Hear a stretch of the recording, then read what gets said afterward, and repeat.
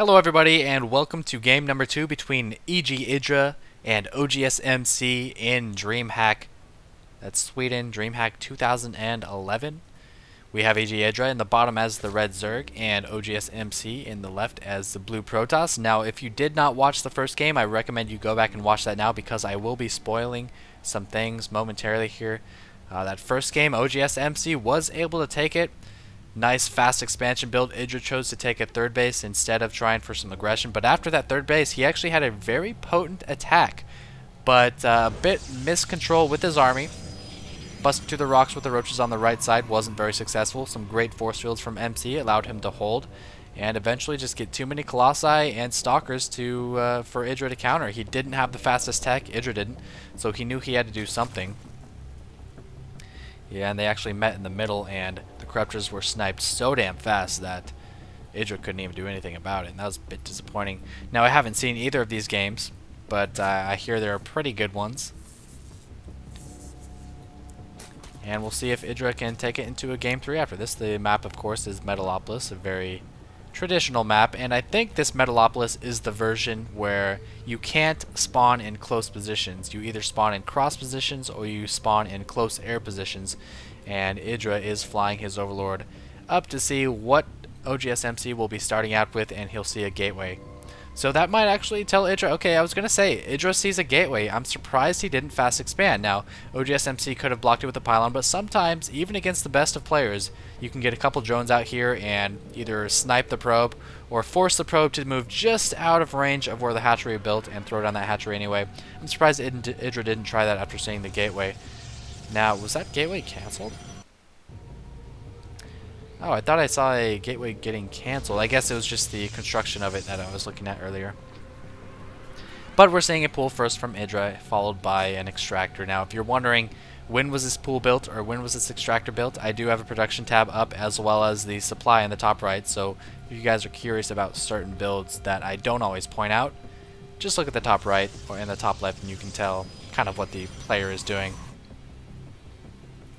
Saturating that gas immediately, likely going to be followed by Zergling speed.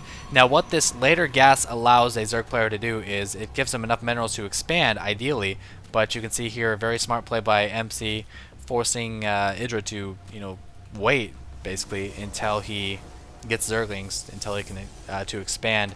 Now this drone is going to be working on this pylon, but when these links come out, this probe will run, this pylon will go down, and EGIdrA will happily take his expansion. Here they come, two of them on the way, and MC not going for a fast 2 base build, not going for that fast expansion.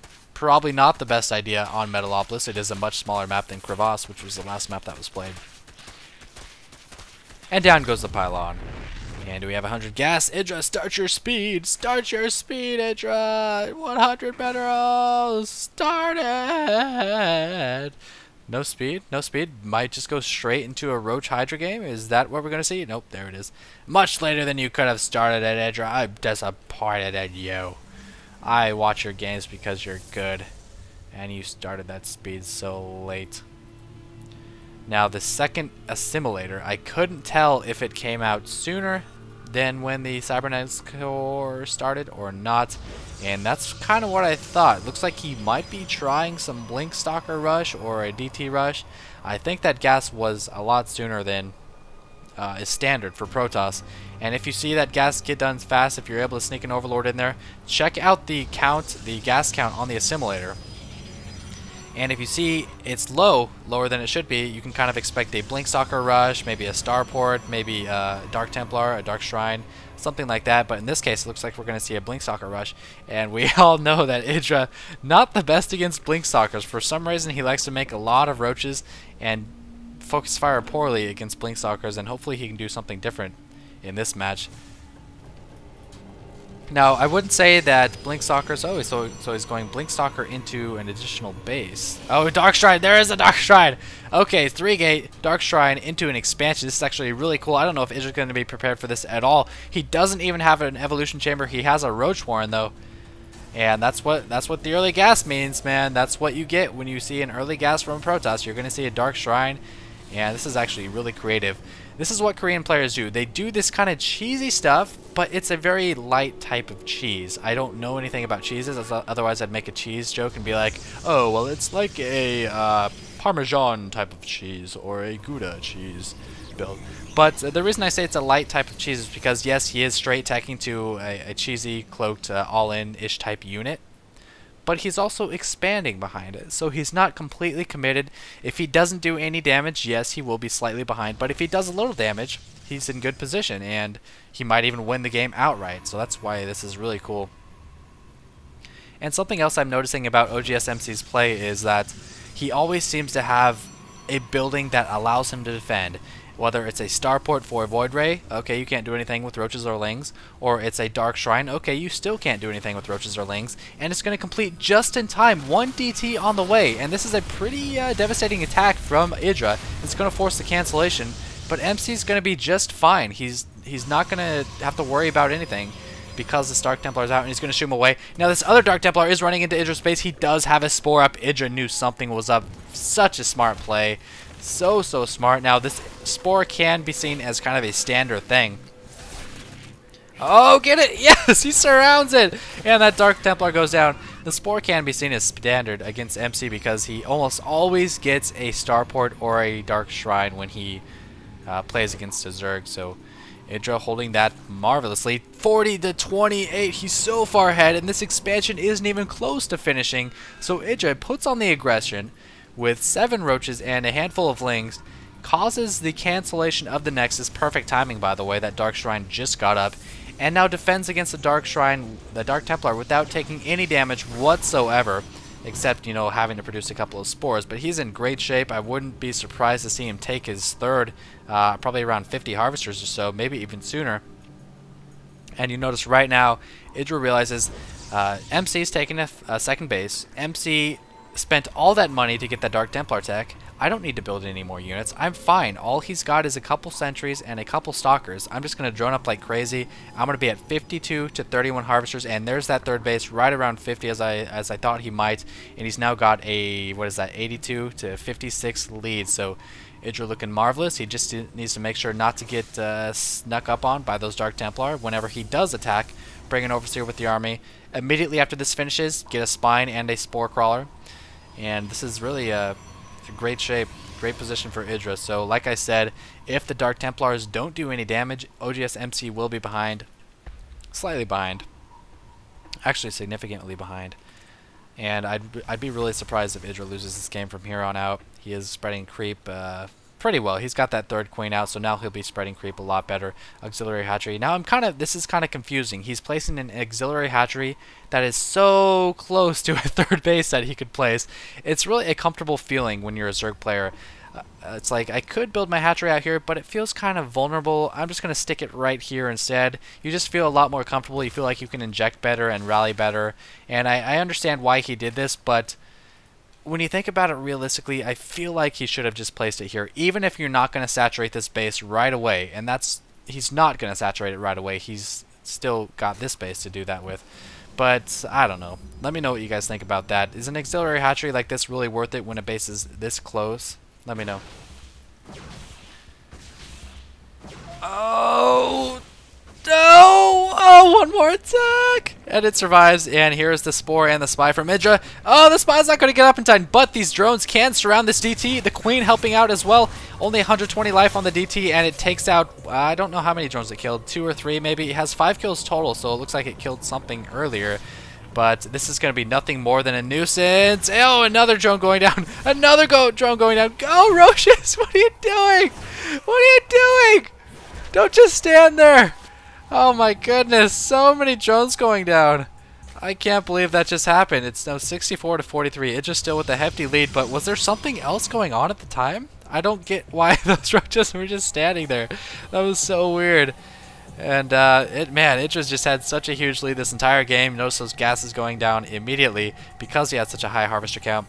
And oh, Blink Stalkers though, all EGIdRA has is roaches and zerglings, and those are not the best against Blink Stalkers. As long as oGsMC micros those stalkers well,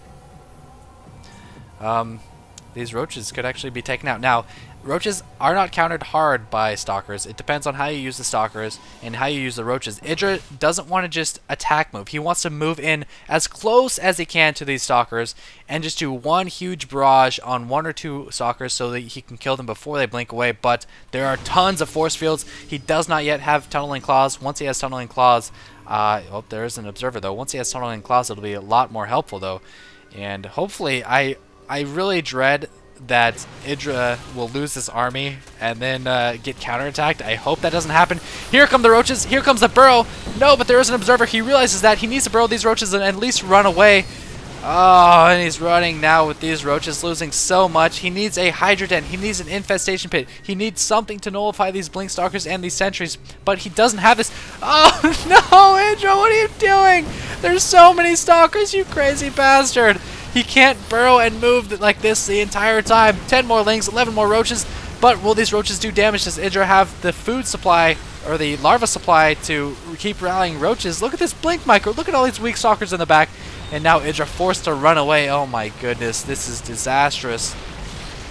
Ah, oGsMC, you cold-hearted bastard. EGIdrA, you need something else. You can't just make roaches. You had such a huge advantage, and all you're making is roaches. You still have a 21 harvester lead, 25 harvester lead. Why are you making harvesters right now? You need units.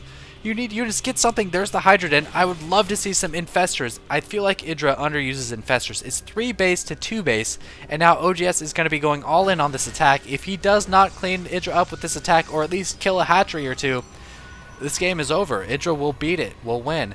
But these Hydras are going to come way too late. He doesn't yet have any sentries. This is actually pretty good for EGIdrA. He needs to move in close if he's going to engage with these roaches, though. He can't just attack command. That's terrible. That allows your opponent to blink micro so effectively. Oh my gosh, this is frustrating to watch 9 Hydras on the way. EGIdrA needs to pump out some Zerglings or something. He's starving for gas right now. He needs to saturate this geyser. That's what he needs at this point. These Stalkers closing in. 1 Immortal assisting as well. The Hydra range not complete. Hydra's in the wrong position because they don't have that range. And now EGIdrA is moving the roaches how he needs to. But that's so many damn Stalkers. +2 attack. That's called a Chrono Boosted Forge right there. And this is so one-sided, man. Too bad this Immortal can't blink. I cannot believe that just happened. And that's what happens when you have pure roaches against a Protoss.